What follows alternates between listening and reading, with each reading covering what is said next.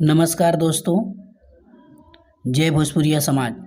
तो दोस्तों रेडी हो जाइए एक और सुपरहिट ब्लॉकबस्टर गाना सुनने के लिए।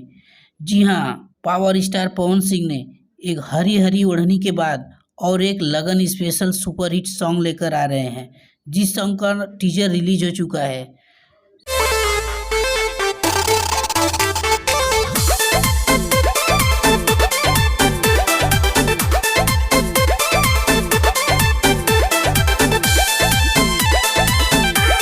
रिलीज हो चुका है। एल्बम का नाम है बीच जयमाल पर। दोस्तों ये गाना बहुत ही हिट होने वाला है। ये इसका टीजर शुभ लाभ फिल्म पर रिलीज हो चुका है। जी हाँ दोस्तों, अगर आप मेरे चैनल पर नए हो तो प्लीज़ चैनल को सब्सक्राइब करिए, लाइक करिए, कमेंट करिए और वीडियो को शेयर करिए, क्योंकि इस चैनल पर एक से बढ़कर एक अपडेट आने वाला है।